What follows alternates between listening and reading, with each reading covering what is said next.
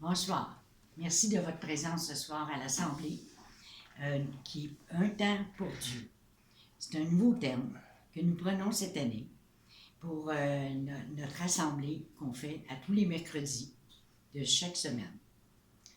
Venez nous rencontrer, c'est gratuit, et aussi apportez votre Bible, qui est bien important, à l'adresse suivante, qui est le 6400 Duquesne, à Montréal. Pour vous situer à peu près, c'est Lacordaire et Beaubien, dans le secteur. Et vous pouvez m'appeler, Claire Dagenet, au numéro suivant, le 514-352-0351. Je me ferai un plaisir de vous répondre. Alors, nous allons voir dans Acte 5:42 ce que ça dit au sujet des églises maisons. Et chaque jour, dans le temple et dans les maisons, il ne cessait d'enseigner et d'annoncer la bonne nouvelle de Jésus-Christ. Alors, c'est ce qu'on fait. Nous annonçons la bonne nouvelle. Nous prenons un temps aussi pour le partage. Et vous êtes tous les bienvenus, les gens de Montréal et des environs. Je salue aussi les gens, les personnes, les amis que j'ai sur Facebook. Je vous salue et sur YouTube aussi, car vous pourrez voir cette vidéo sur YouTube et Facebook, sous mon nom.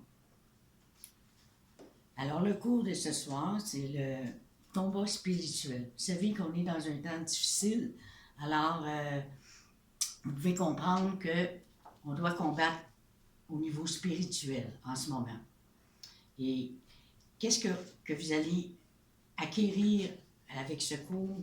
C'est que les armes spirituelles que Dieu nous a données vont nous servir, mais vont nous servir à combattre non les personnes, mais les puissances des ténèbres et les puissances célestes aussi qui s'élèvent contre nous. Alors, vous allez apprendre à devenir vainqueur en utilisant ces armes-là. Et vous serez en mesure de prendre tous les outils nécessaires pour être un bon soldat. Parce que pour combattre, il faut être dans l'armée de Dieu. Mais comment être dans l'armée de Dieu?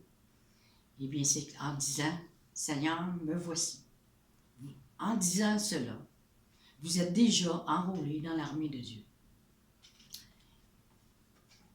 Ainsi, vous pourrez entrer dans la bataille avec une assurance, car vous n'êtes pas seul. Vous avez pour chef Christ lui-même. Entrons dans un monde spirituel et explorons l'immensité du don que Dieu nous a donné. Et prenons courage dans cette lutte pour combattre le bon combat, qui est le combat de la foi. Alors, si nous allons dans la Bible, prenez votre Bible et allez dans Éphésiens 6, nous allons lire les versets de 10 à 18. Ces versets que nous allons lire vont résumer ce que moi je vais vous démontrer pendant les cours. Il va peut-être avoir à peu près 7 cours sur les armes spirituelles. Alors, nous commençons Éphésiens 6, verset 10 jusqu'à 18. Je vais vous le lire.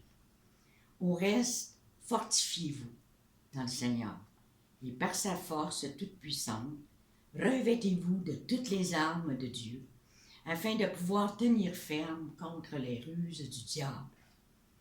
Car nous n'avons pas à lutter contre la chair et le sang, mais contre les dominations, contre les autorités, contre les princes de ce monde de ténèbres, contre les esprits méchants dans les lieux célestes. C'est pourquoi prenez toutes les armes de Dieu, afin de pouvoir résister dans le mauvais jour et tenir ferme après avoir tout surmonté.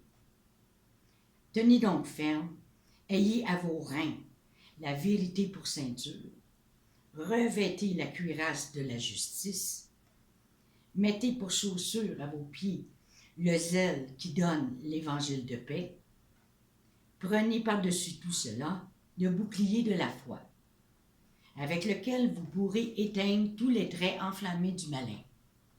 Prenez aussi le casque du salut et l'épée de l'Esprit, qui est la parole de Dieu. Et faites en tout temps, par l'Esprit, toutes sortes de prières et de supplications. Veillez à cela avec une entière persévérance et priez pour tous les saints. Ce qui veut dire que si on a toutes les armes, on a l'épée, on a le casque, on a les chaussures, on a la ceinture, le bouclier, mais qu'on ne prie pas avant de partir au combat, les armes ne sont pas efficaces. Si vous priez avant, oui, les armes vont devenir efficaces. Alors, nous allons commencer la partie 1, qui est Dieu créant l'homme et la femme à son image.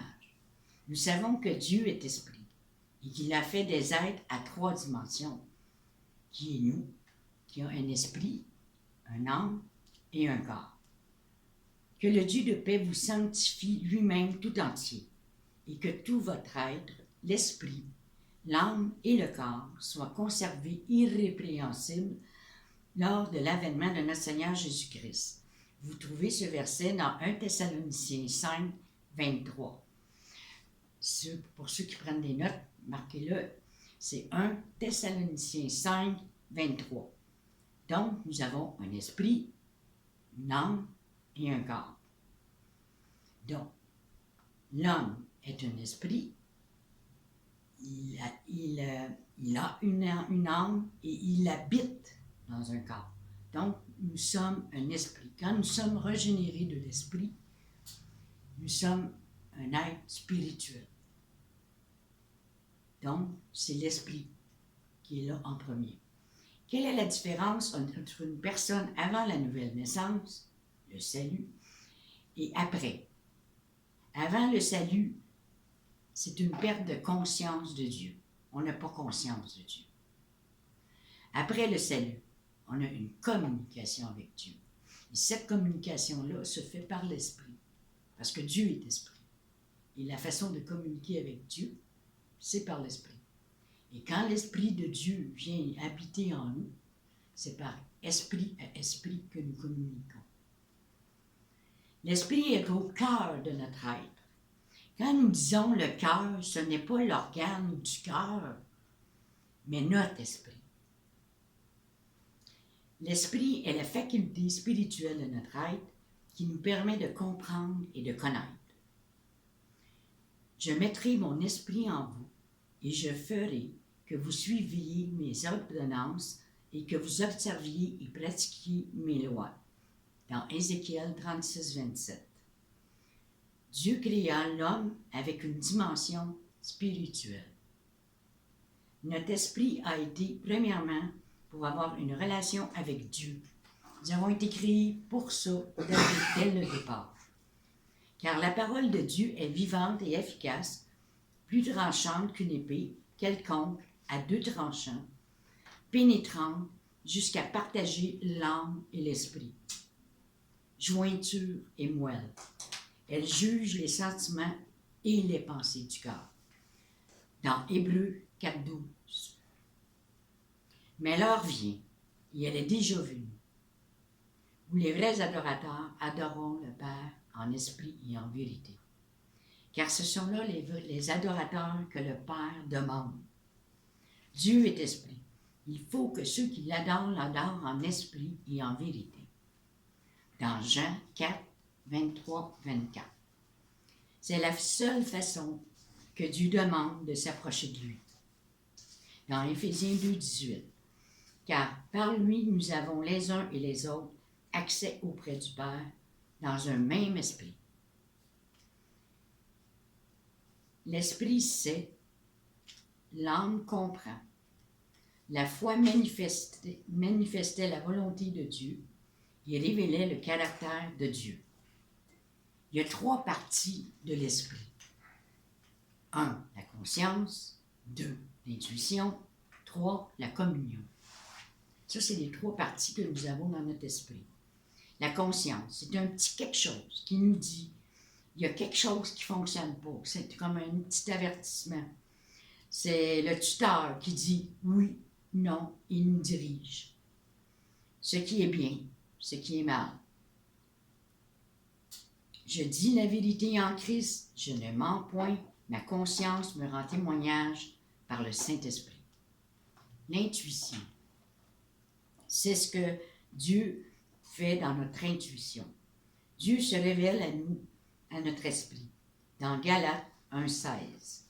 C'est une capacité d'avoir une sensibilité spirituelle et de recevoir une connaissance révélée. Capacité de voir les choses de Dieu. La révélation nous amène à nous mettre à genoux et à être en relation de plus en plus avec Jésus.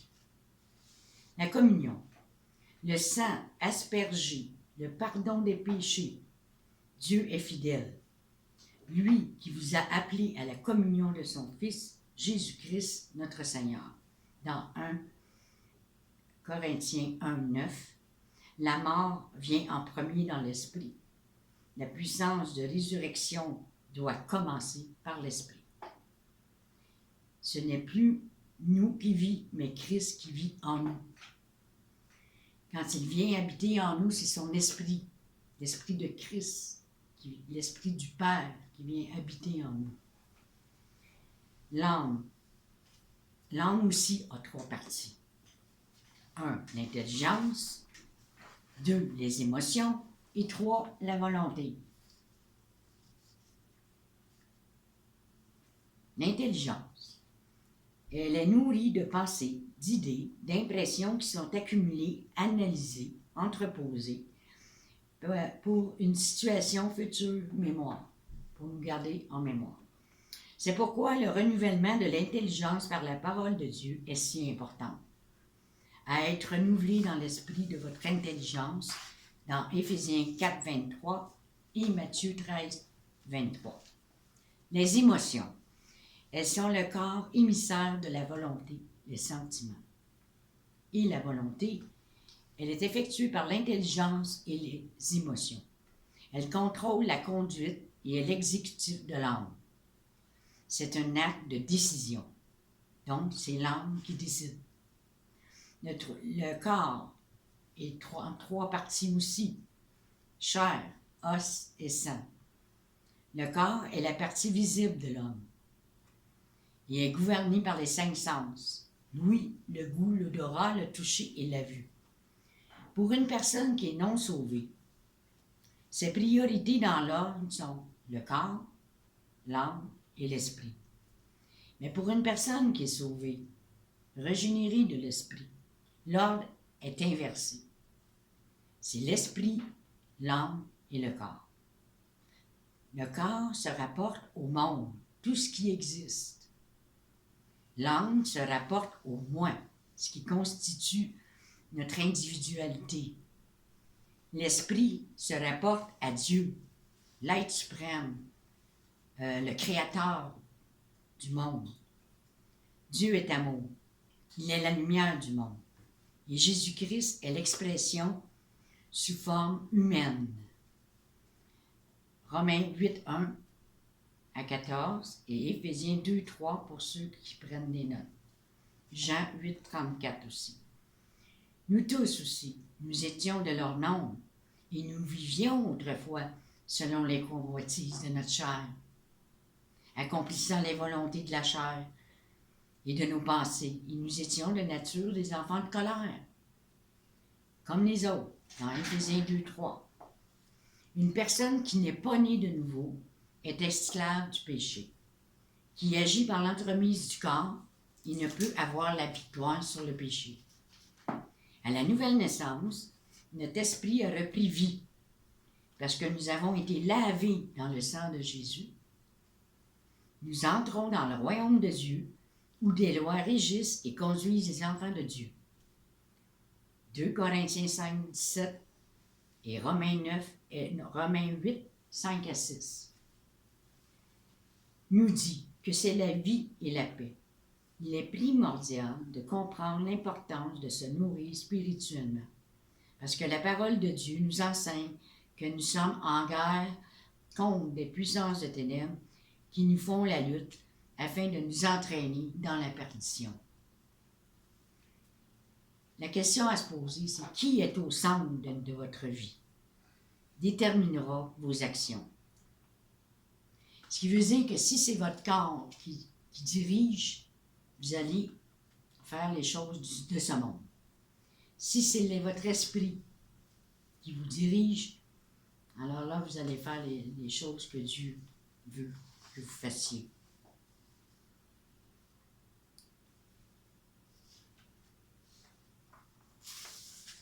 Okay. Il est primordial de comprendre l'importance de se nourrir spirituellement. Ce que vous entrez dans votre esprit.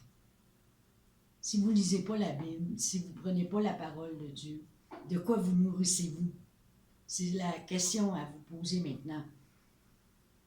La parole de Dieu, elle nous enseigne que nous sommes en guerre contre des puissances des ténèbres qui nous font la lutte afin de nous entraîner vers la perdition. Alors, pourquoi vous devez vous poser la question que pourquoi je parle de qui nous sommes en tant qu'être humain, comment Dieu nous a créés aussi? C'est parce que pour être un bon soldat, il faut se connaître soi-même aussi. Et aussi connaître, de connaître qui nous sommes. Et en cherchant qui nous sommes, eh bien, on va être au combat avec, non par notre chair, mais par notre esprit. Parce que tout se passe dans l'esprit, tout est spirituel. Alors, je vous remercie pour la première partie. Et je vais vous donner l'adresse, parce que j'ai oublié de dire l'appartement. Alors, c'est le 6400 Avenue du Ken, à Montréal, à l'appartement 204. Que Dieu. Et que Dieu vous bénisse et à la prochaine.